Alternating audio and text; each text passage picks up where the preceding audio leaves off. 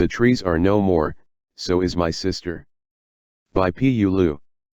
When I was 8 years old, my sister Jing often joked with me, saying, "If you become rich and honored someday, don't forget me."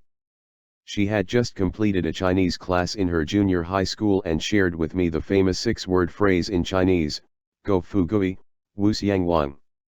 This quote originated from a famous historical Chinese story that took place around 209 BC. After a grueling day of forced labor, one worker, exhausted from their efforts, turned to his companions and declared, "We will be rich and honored in the future, but let us not forget our old friends." His optimism was met with ridicule from the others, who dismissed his words as mere daydreaming. However, not long after this conversation, spurred by their desperation caused by delayed work due to incessant rains, the man and another laborer led hundreds of slaves in an uprising against the tyranny of the first Chinese emperor. This uprising, known as the Dai Xiang Uprising, was led by Chen Sheng and Wu Guang, military officers dissatisfied with the harsh policies of the Qin Shi Huang's regime. Faced with the choice of rebelling or facing death for their failure to meet work quotas, they chose the former. This event could be considered the earliest Chinese version of "Give me liberty," or "Give me death." Although the man perished in battle before achieving the wealth and honor he sought, this uprising marked a significant moment in Chinese history. His followers continued to resist the oppression, ultimately leading to the overthrow of the empire. My sister and her classmates used to banter with each other after learning the classic quote, and naturally, she also shared jokes with me at home. Despite many years passing since then, I have yet not to achieve wealth or honor. Nevertheless, I have never forgotten how she amusingly recited the words with me. The memory of her playful smiles as we laughed together remains vivid in my mind. During my childhood, I often tagged along with Jing wherever she went. One of her regular activities after school was collecting grass for nearby villagers to feed their livestock. While she and her friends gathered grass, I eagerly joined them, though my interests lay elsewhere. Instead of the grass they sought, I was fascinated by the sweet-tasting roots of another plant, a delightful substitute for candy in an era of food shortages. Whenever Jing stumbled upon these sweet grass roots, she would carefully clean them and place them in my mouth, a reward for faithfully following her. This simple pleasure accompanied me for years until Jing entered junior high school, reducing our outdoor adventures. Yet, the memory of that plant lingered, and as I grew older, I sought to identify it precisely. After consulting numerous books and dictionaries, I discovered its academic name, Oxalis carimbosa dc. During college vacations, I even found some of these plants in fields, still able to enjoy their sweet taste, though never quite recapturing the joy of having them placed in my mouth by Jing. Despite engaging in playful activities near home, my mom never allowed me to accompany Jing on distant outings due to safety concerns. She feared Jing might not manage potential troubles if accidents occurred while I was far from home. The restriction persisted until I turned 5. That summer marked a breakthrough when I was granted permission for the first time to visit my dad, who worked as a teacher in a town 6 miles away from our village. This visit provided me with clearer and more detailed childhood memories. I can recall that particular summer was scorching and its heat seemingly endless. As the days passed, we eagerly anticipated Dad's returning home, only disappointed each day when he failed to arrive as scheduled. In an era lacking efficient communication tools, Mom grew increasingly worried. Eventually she allowed Jing to visit Dad and search for him. Although I also wanted to go, Mom initially refused. Determined to assert my independence and craving to explore the outside world beyond our limited range, I persisted in pleading with Mom for permission. Eventually, after much persuasion, she relented and allowed me to accompany Jing on her visit to look for Dad. With Mom's permission, I eagerly pulled Jing's hand, urging her to set out immediately. We alternated between walking and running, and after about an hour, we arrived at a significant spot marked by a large tree, symbolizing the boundary between 2 neighboring villages. Sensing my exhaustion, Jing expressed concern about my stamina. "Pu, are you tired?" she asked, knowing my tendency to tire easily after such a long walk. Jing had always doted on me since my birth, despite only being 4 years older and not particularly strong physically. "Yes, I'm too tired to walk anymore. Can I ride on your back?" I sought to take advantage of my sister, accustomed to her indulging my request at home. "No, not this time. We're still too far from Dad's school. Unlike at home, I can't carry you for long distances here," Jing explained gently. "How about we take a rest here?" Though I was initially disappointed at not being carried, I felt content knowing we could take a short break. Jing and I settled on the smooth, polished stones beneath the shadow of the towering tree, a favored resting spot for travelers across generations. As Jing remained calm and still, I quickly grew restless, unable to sit quietly for long. Driven by curiosity, I leaped up, darting around in pursuit of a chirping sound that led me into a nearby bush. "A little bird!" I exclaimed excitedly, chasing after the fledgling unable to fly yet. After a brief chase, I managed to catch the baby bird, cradling it gently in my left hand while covering it with my right. The panicked bird squirmed and cried louder in my grasp. Remembering Mom's teaching about allowing animals to breathe, I carefully creating a small opening between my hands. Bursting with excitement, I proudly displayed my catch to Jing. However, the frightened bird's distress calls attracted the attention of several adult birds, who swooped down to perch on nearby branches. One particularly large bird seemed especially responsive to the cries of the small bird. Suddenly, the large bird swooped down toward my hands, clearly intent on rescuing the baby bird. "You see, the mother bird risks her own life to save her baby," Jing remarked solemnly. "You should release it unharmed. Otherwise, these large birds will follow us, causing trouble." Though initially startled by the big bird's aggressive response, I hesitated for a few more steps before finally releasing the small bird. Jing's warning had left a lasting impression on me. Our excitement grew as we neared the town. Along the way, Jing and I imagined Dad's joy upon seeing us unexpectedly visiting him at school. However, our expectations were shattered upon arrival. The school's playground was bustling with activity, hosting a large assembly. A platform had been erected in the center, where approximately 15 people stood, 5 of them with wooden plates hanging from their necks. Each plate bore different words hastily scrawled upon them. Others on the stage fervently shouted furious words, seemingly directed against the crestfallen figures standing in front.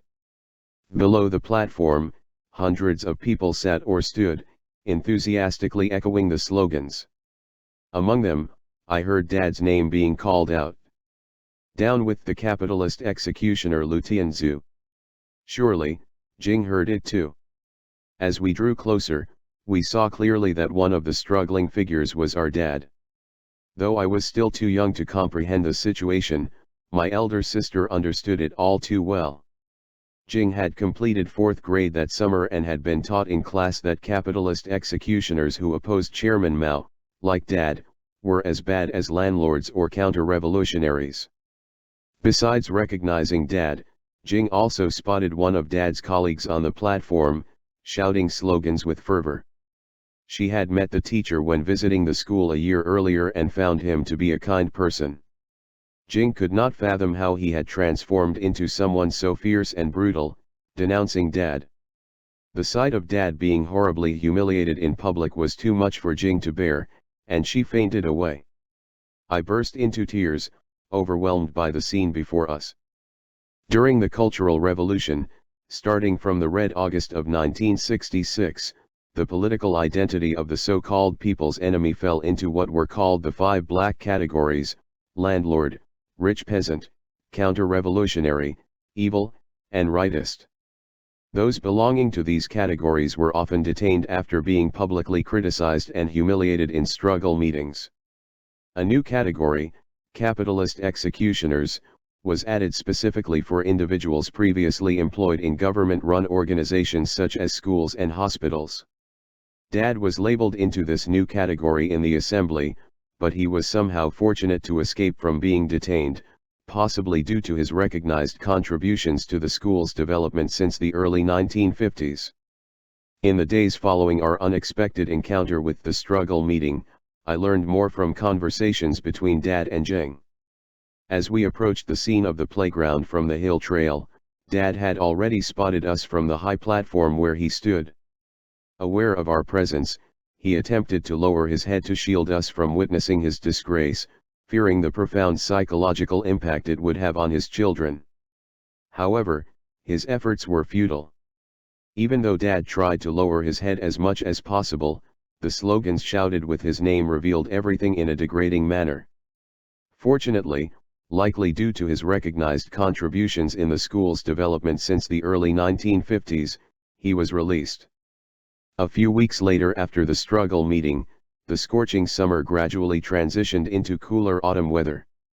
Despite being only a few months over 5, Mom enrolled me in primary school since there was no kindergarten available in our rural village. Typically, children start school at 7, but the lack of educational facilities for preschool necessitated an early start. However, the beginning of the fall semester was marked by a tense atmosphere, as some of Mom's colleagues had their teaching qualifications revoked due to their purported bad family backgrounds. Enrolling me in school was seen as a precaution against potential repercussions for our family. Rumors circulated that Mom might be demoted to a distant mountain village for thought reform through arduous farming work. My parents believed that having me under control in the structured environment of the school was safer than allowing me to continue wandering in the wild most of the time. And so I became a pupil.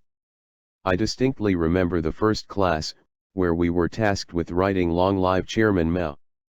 The Chinese characters in the sentence were complex, with multiple strokes, presenting a challenge for most of my classmates who were just starting school. Having encountered with such difficulty early on, I found subsequent years of learning relatively smooth sailing. However, the most unpleasant experiences did not occur within the classroom but during school breaks. I rarely spent time with my parents during summer and winter vacations as they were always busy with political studies. This was a common way for teachers to spend their vacations during those years, typically involving either ideological indoctrination with communist ideals or coercion to confess personal experiences. A year after I started primary school, my parents attended a summer political study class in a town about 15 miles away from our village. Teachers were not allowed to bring young children, so Mom had to leave us at home under the care of my elder sister, Jing. On the eve of their departure, Mom explained to Jing the important things she needed to be careful about and arranged for a nearby relative to check on us every few days. The next day, they quietly left home without my knowledge. It didn't take long for me to realize Mom was gone, and I missed her dearly.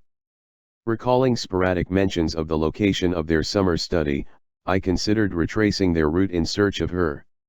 In the first few days of Mom's absence, Jing dutifully cared for me, thwarting my attempts to leave. If you try to escape and get lost on the road, you'll be torn to pieces by a tiger and end up in its stomach in no time. Jing warned me, exasperated by my persistence. But I miss Mom, I cried. She used to tell me stories.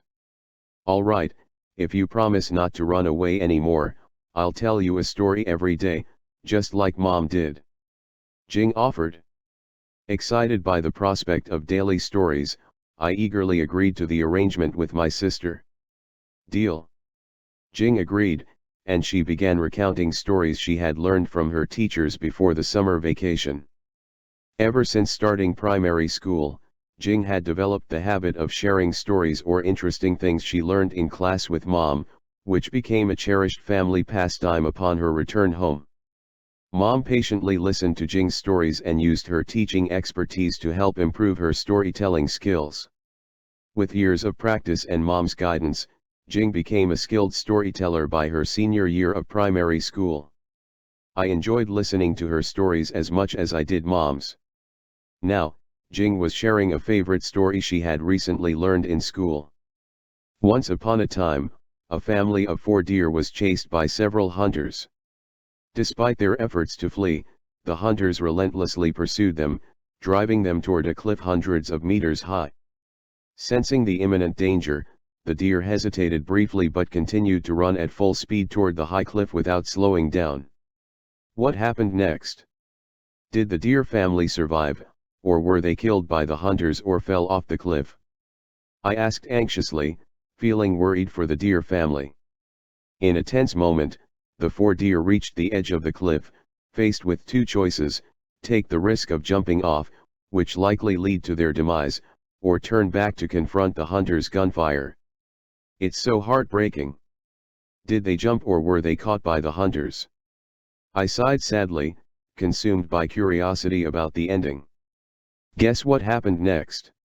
The 4 deer paused on the cliff, seemingly devising a plan to escape. Then, the largest and strongest deer, the father deer by my teacher, leaped into the air. Following closely behind, a young deer, likely the son, jumped at a slightly higher angle, landing on the father deer's back. With the momentum from the father's leap, the son successfully cleared the gap between the cliffs and reached safely on the other side. However, the father plummeted into the valley below. That's so tragic for the deer family, I cried, moved by the story. The mother and daughter deer repeated the process, with the daughter also making it to safety but the mother falling from the cliff. Jing continued, her voice tinged with sadness. But my teacher said that in the next life cycle, the roles would reverse. The son would become the father, and vice versa, ensuring that the selfless act of sacrifice is perpetuated from generation to generation. I hope they don't have to be deer again in their next life, I interjected. I want them to be the hunters, and the hunters to become deer next time. My comment elicited a smile from Jing, though it quickly faded as she posed a question. If we were the deer family, would Dad and Mom save us in the same situation? I was puzzled by Jing's question and struggled to grasp its significance. Before I could respond, Jing answered herself confidently, without a doubt, Dad and Mom would do exactly what the deer parents did. As I listened to Jing recount the tale of the deer family, Mom faced a severe political storm and endured slander from fellow attendees at the summer political class. Meanwhile, I persistently bothered my sister for more stories. Please, just one more story, I pleaded with Jing. No, we agreed that I would tell you only one story each day. We need to stick to the rule, Jing insisted, feeling the pressure of maintaining a daily supply of stories throughout the long summer to prevent me from running away. Feeling her stories had diverted my attention from attempting to find Mom, Jing relaxed vigilance over me. However, her oversight proved to be a grave mistake. That happened several days later. Sister, you promised to tell me at least one good story every day. You haven't done that yet today. I reminded Jing that day, oblivious to her worries about my disappearance.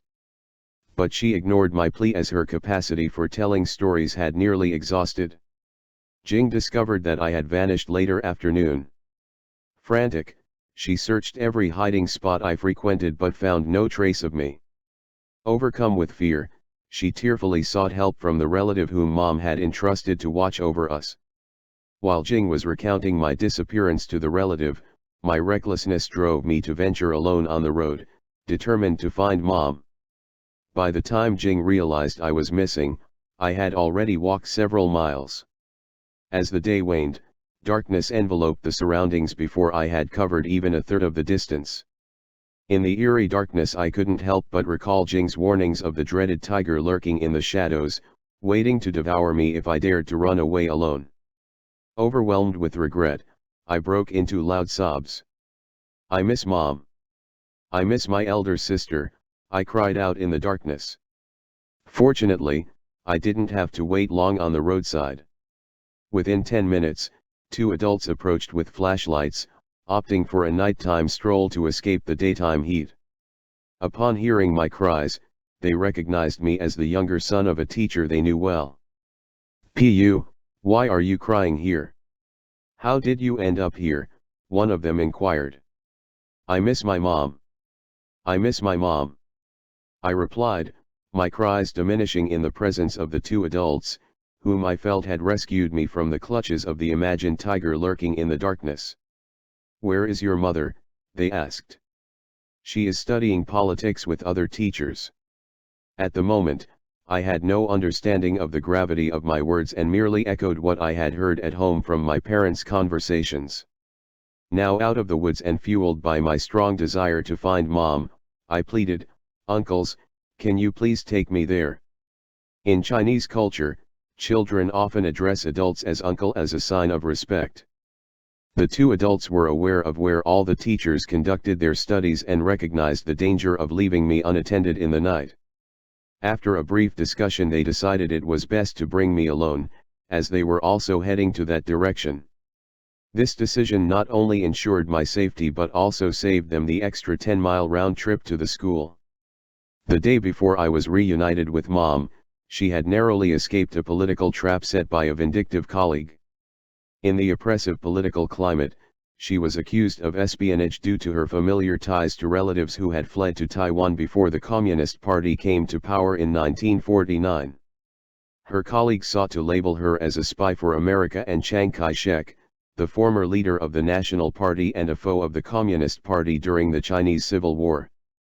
Mom defended herself by challenging the accuser to provide concrete evidence of her alleged connections with her overseas siblings.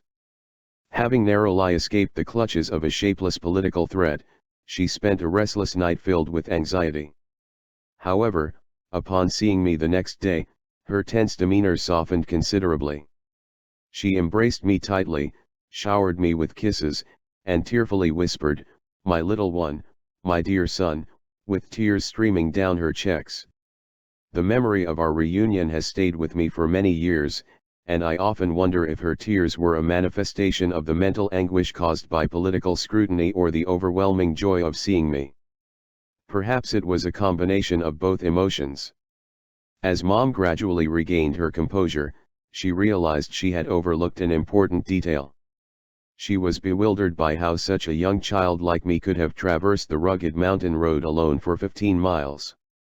"My little dear, how did you get here? Does your elder sister know you left home?" she inquired. Fearful of facing Mom's reprimand, I hesitated to reveal that I had escaped from Jing's strict supervision. Instead, I simply replied, "Yes, she knew. 2 people brought me here." "Who are they, and have you thanked them?" Mom asked. "Yes, I thanked them very much. I even said they would be blessed and rewarded in the future for their kindness. One of them is Li Shijuan, and I don't know the other's name," I replied. At my innocent age, I had mispronounced Li Shijuan's name as Li Shiwen. Mom initially struggled to recognize the name but quickly realized that it is referred to Li Shiwen, who worked at the department store near the school and frequently traveled to larger markets to purchase goods for the villagers. Despite my mispronunciation, Mom understood who I was referring to. 8 years after Dad's criticized struggle meeting, a gathering of cotters was held at the same school. The participants included leaders at 3 levels of local governance: district, commune, and brigade. The purpose of the meeting was to bolster political consciousness among attendees. With no large hotel in town to accommodate nearly 100 people, the campus was selected as the venue. The school, with its more than 10 classrooms, could host both daytime study sessions and sleeping overnight stays for the attendees. These meetings were held annually at various schools until the mid-1970s at various schools. This particular gathering marked the end of such events before China transitioned into the new era of reform and openness in the late 1970s. One day, as Jing and I passed by a classroom, we overheard a speaker discussing the history of local Communist Party members' secret activities prior to the party's rise to power in 1949. Upon hearing our dad's name mentioned, Jing and I couldn't resist stopping outside the classroom, consumed by curiosity about how the speaker would address that historical period. Just then, the same teacher who had vehemently criticized Dad 8 years prior passed by the classroom and reprimanded us. "How dare you, offspring of a capitalist executioner, Eavesdrop. Here. Leave at once. However, Jing immediately fired back without hesitation, "We have every right to hear revolutionary stories. Do you think we are still living in the Cultural Revolution? There is no place for political persecution anymore." The confrontation between Jing and the teacher attracted the attention of those inside the classroom, prompting them to peer outside to see what was happening. While the teacher seemed embarrassed, he was more concerned about escalating the situation, realizing that arguing with a teenage girl and a younger boy in public would only tarnish his reputation. Consequently, he departed in frustration. Reflecting on that unpleasant encounter many years later, I cannot overstate the bravery Jing displayed in standing up to authority. In addition to the remarkable bravery, Jing exhibited an uncommon political foresight beyond her teenage years. Shortly after Mao's death, she sensed the imminent major changes in China. The conflict occurred sometime in early 1977, just a few months after the death of the Communist Party leader Mao Zedong and the downfall of the Gang of Four led by his widow, Jiang Qing. At that time the new top leadership still adhered to the policies of Mao's rule for China. It was a politically ambiguous period when Jing challenged the teacher, asking, "Do you think this is still the time of the Cultural Revolution?" In reality, it wasn't until August 1977, when the more pragmatic and open-minded leader Deng Xiaoping came into power, that the Cultural Revolution was officially declared to have ended. Jing's astuteness, not only in her bravery but also in her keen political insight, deeply impressed me. Unfortunately, the suffering experience of unexpectedly witnessing Dad being humiliated on the struggle meeting had serious consequences for Jing. Her intermittent headaches began shortly after, ranging from mild to severe. By the late 1980s, the pain had worsened, necessitating surgery. During the scheduled operation, I was in the final stages of my graduate study in Shanghai, focusing on preparing my thesis defense. Unaware of Jing's condition, my parents kept it a secret to avoid distracting me from my studies, hoping to inform me once the surgery was successfully completed. Regrettably, the outcome was not favorable, and Jing passed away just 3 days later. For decades since Jing's departure, I often dream of returning to the spot where we took a break during my first long hike away from home. I vividly recall catching the baby bird and releasing it under Jing's encouragement. The spot had a special name, 7 Trees, though only a single tree stood there. The name 7 Trees originated from a fairy tale. In mythology, the supreme goddess has 7 beautiful daughters. One day, while their mother took a nap and lost control, they managed to escape to Earth. Flying over the tributary region of the Yangtze River, they were infatuated by the geographic wonder. The 7 fairies positioned gracefully in the air and brandished their fingers remotely to depict something onto the high and precipitous cliff. It was said that they were attempting to inscribe their names on the rocks in memory of the wonderful trip. Strangely, there were 7 trees growing out of the huge rocks after they left. The strokes written by their fingers had become the trunks and branches of the trees. These trees grew fast under all seasons, no matter what the environmental and climate conditions were. In a few years they had become the tallest, straightest, with also the largest crowns among all trees in the area. This legendary tale has been recorded in the county annals since the Tang dynasty, indicating that the 7 trees had already stood on the cliff for more than 1,000 years. They watched quietly as the river below flowed ceaselessly for centuries, preserving the natural beauty of the landscape until the late 1950s. It was then that the top Chinese Communist Party leader, Mao Zedong, launched the movement of the Great Leap Forward, aiming to catch up with the advanced countries in industry. Unfortunately, most trees in the surrounding forest were cut down to be used for fuel and thrown into furnaces to produce iron and steel. Only one of the 7 trees survived such adversity, left at the mercy of the local government as a memory of the legendary historical relic. Despite the changes, the site retained its name 7 Trees to honor its 1,000-years-old tradition. Mao's hasty policies resulted in nothing but catastrophe, destroying the natural environment. Whenever mountain winds blow through the spaces among the branches and leaves of the last remaining tree, the sound produced is akin to crying or wailing. It is believed that the tree mourns the loss of its 6 sisters. The passing of Jing has haunted me all these years. I've never stopped pondering one thing since she left: what if her surgery had been performed at a hospital in a larger city with more advanced medical facilities? Would she have survived all these years? I often imagine if she had undergone surgery in Shanghai, where I was studying at the time, whether the outcome would have been different. Even if she was still destined to leave this world at a young age before reaching 30, I would have had the chance to spend some precious time with her during her final days. Before she took her last breath, I would have told her that I never forgot what she said to me long ago: if you become rich and honored someday, don't forget me. I would reassure her that whether I become rich or not, she would always hold a special place in my heart.